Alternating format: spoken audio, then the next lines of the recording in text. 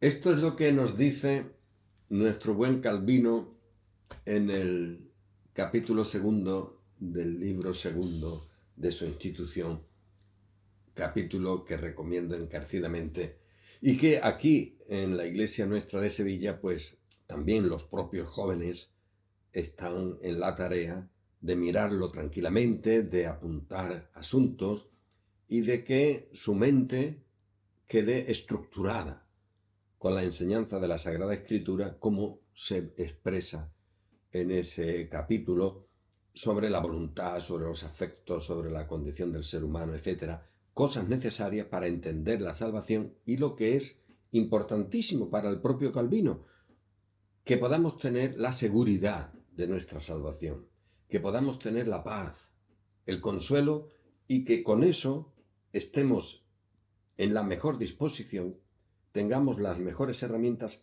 para trabajar al máximo. Curioso, ¿eh? En el reposo, en el descanso en el Señor, es cuando se tiene más energía y más ánimo y más eficacia en el trabajo en el Señor, que nunca además será en vano. Ese trabajo en el Señor nunca se puede hacer sobre los méritos o sobre la energía humana, sobre lo que el ser humano piensa que tiene. Y es paradójico, porque los que así caminan, caminan y piensan que están llevando a cabo una gran obra, precisamente carecen de la gracia y carecen de la eficacia del obrar del Espíritu, porque no obra según la carne, según esos planteamientos, sino según su voluntad, según el Espíritu, nunca mejor dicho. El Espíritu obra según el Espíritu. Y esto es esencial que lo tengamos en cuenta. En el caso de este capítulo hay un par de renglones que os leo.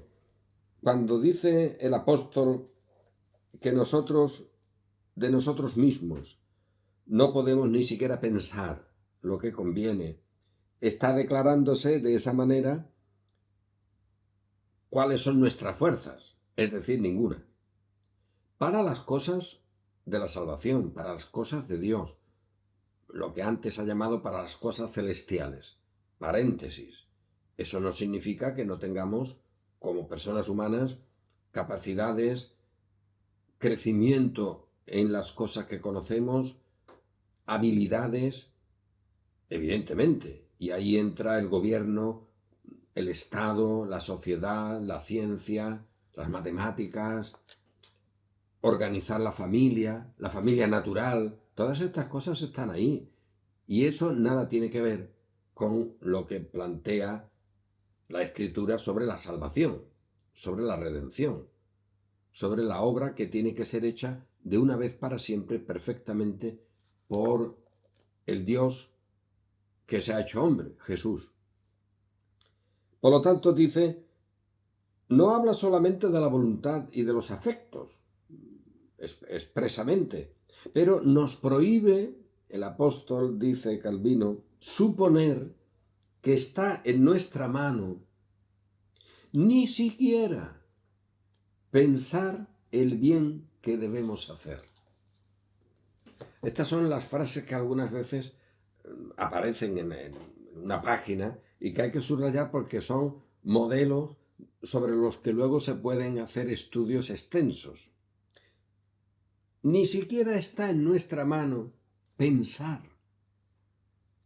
el bien que debemos hacer. Esto es asombroso, yo lo he comentado muchas veces. Estos que quieren hacer cumplimientos de la ley, pero hijo, si ni siquiera sabemos qué tenemos que hacer, ¿cómo vienes ahora a plantear que nos pongamos a trabajar? Tú imagínate que va un albañil a una obra, no sabe qué tiene que hacer, pero se pone a moverse y se pone a mover herramientas y a poner un ladrillo aquí, otro allí. Ni siquiera sabemos cómo tenemos que construir la casa. Pues eso ya nos aleja de toda pretensión de mérito humano en las cosas que son y que corresponden a Dios, las celestiales. Luego hay una advertencia al final del capítulo también, donde se dice, bueno, cuidado porque los escolásticos, tomando esa enseñanza de algunos de los padres de la Iglesia antigua, organizaban una especie de doctrina en la que el fundamento era la apetencia del bien. Y es verdad, los filósofos siempre han dicho de una manera o de otra que lo natural tiende a su perfección, tiende al bien que le corresponda. Eso pasa incluso con los animales, esa tendencia al bien. Eso es natural, eso está instalado como una ley natural. Pero ¿qué tiene que ver eso con la gracia o la salvación? Los escolásticos, sin embargo, mezclaron y dijeron, a ver, en el ser humano no está la apetencia final en su consecución, pero sí está el pequeño intento, el pequeño impulso. Y eso, ayudado por la gracia de Dios, estableciendo ahí una cooperación, puede producir un fruto de salvación. Esta es la esencia, en lo cual siempre el ser humano es un cooperante. Fíjate tú, al final cooperantes, siempre, necesario para que la obra de Dios se lleve a cabo. O sea que Cristo en la cruz necesita la cooperación de los que están muertos en delitos y pecados por los cuales Él se entrega, el colmo de la incongruencia. Pero eso se enseña y eso es el fundamento contra lo que Calvino tiene que hablar tanto, el fundamento de la cristiandad que se configuraba en su época en lo que era la organización papal, en el papado. Hoy ese sistema no es propio del papado, sino que se ha extendido por todo el mundo también evangélico. Y eso para nosotros aquí, en nuestro canal, en mi caso concretamente, va a ser un tema de reflexión obligado, porque es fundamental que hoy se tenga en cuenta. Lo más normal es asumir en iglesias evangélicas que si uno vive bien su catolicismo, que no nos preocupemos, ni le digamos nunca a esa persona que se convierta, que siga si es un cristiano que sigue unas ordenanzas de su iglesia. Y otros evangélicos pues siguen las ordenanzas de su iglesia y otros la de su iglesia.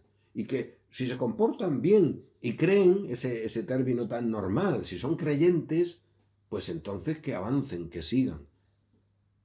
Esto es una ruina, porque hoy no habría que clavar ninguna tesis en contra de nada. Oye, las indulgencias han desaparecido, por poner el caso inicial que provocó ese dinamismo social cuando Lutero propuso aquellas discusiones sobre las indulgencias. Las indulgencias no existen.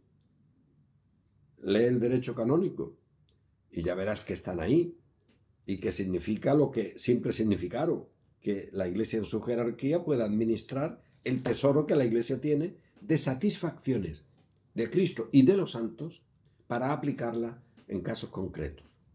Se ha cerrado la puerta, dicen, esto es una barbaridad, una superstición increíble, de no sé qué en el Vaticano y que ha estado abierta porque ha habido un año mundial de arreglos y de bendiciones y de indulgencias. Ya se cierra eso universal, pero ahora las particulares se siguen dando. No hace mucho leía, el Papa concede indulgencia de este año para una organización religiosa de no sé qué. Esto es una burrada mínimamente. ¿Cómo es esto hoy aceptado? Pues se acepta. Y en la conclusión del capítulo dice Calvino, estos han usado un texto de la carta a los Romanos, en el capítulo 7 en concreto, cuando el apóstol Pablo dice de sí mismo, en ese extraordinario modelo de explicación de lo que es el creyente.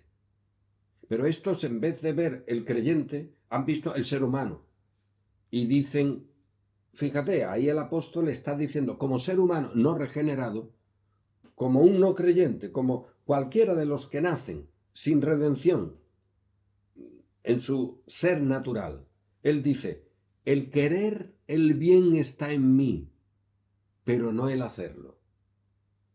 y sacan la conclusión de que el ser humano en su naturaleza corrupta, en su muerte espiritual, sin embargo puede apetecer la salvación, el querer el bien, que ahí lo entienden ellos como la redención, la salvación, la comunión con Dios. Eso está en mí, pero yo no puedo hacerlo. No tengo fuerza suficiente para hacerlo. Y entonces la explicación que te dan es: solucionado el problema. Ese intento tuyo, ese deseo, será visto por Dios y será ayudado. Y entonces la salvación ya te va a venir. Porque con eso tuyo y con lo que Dios te pone al lado, con lo que Dios te ayuda, con lo que Dios suma, oye, pues ya está la cantidad final. Dios no puede poner la cantidad final. Dios no puede hacer el todo, porque te necesita a ti en ese inicio, en ese deseo. Que por eso los niños nunca entran en este esquema de argumentación. Curioso, ¿eh? Eso dice Calvino, hombre, es una falsificación. El apóstol Pablo está ahí hablando del creyente regenerado. Y efectivamente está explicando cómo de nosotros mismos podemos, evidentemente, ahora desear todo lo que es el reino de Dios.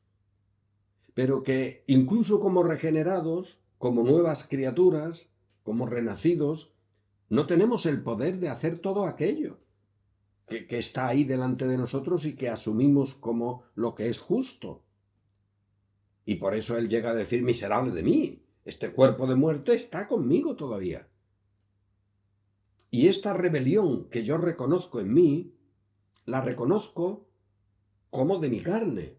Por lo tanto llega a decir eso que ha producido tanto asombro. Por lo tanto, cuando yo peco, ya no soy yo, el yo redimido, el yo regenerado, el yo cuyos pecados han sido perdonados. Nuestra condición de personas unidas a Cristo, sino del pecado que mora en mí todavía. Y esa es la enseñanza sencilla y de gran consuelo para el creyente. Estos tomaron esa palabra del apóstol como si se refiriera al ser humano así, sin más. No, son declaraciones de la persona regenerada y que puede decir: yo deseo el bien, quiero esto, quiero aquello, pero también reconozco que hay una condición en mis miembros, en mi naturaleza, que me lleva a la rebelión. Aunque también confiesa, eso no es el final. Porque aunque esté ahí esa situación, lo que queda, lo que triunfa, lo que cuenta delante de Dios es que ya no vivimos según la carne, sino según el Espíritu. Porque estamos en Cristo. Y si alguien no tiene a Cristo y no vive según el Espíritu en comunión con Él, pues ese está en la carne. Por muchas cosas religiosas que haga, por muchos convenios espirituales que produzca, por muchos monasterios en los que viva, estará en la carne siempre. Y esas obras religiosas de la liturgia y de la superstición de la cristiandad son obras de la carne, no del Espíritu. Porque el Espíritu va de otra manera. Y esto es esencial que lo reiteremos.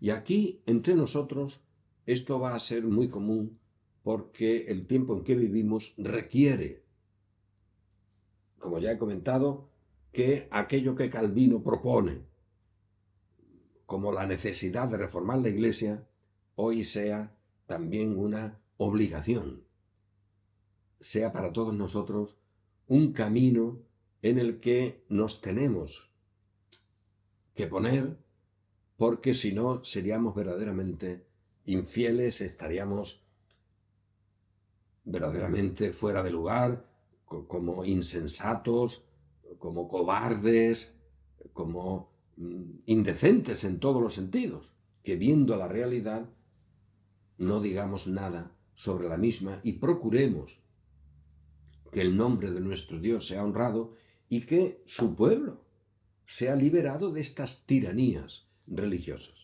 Así que quedamos en este camino y vamos a seguir por él porque providencialmente en Él hemos sido puestos.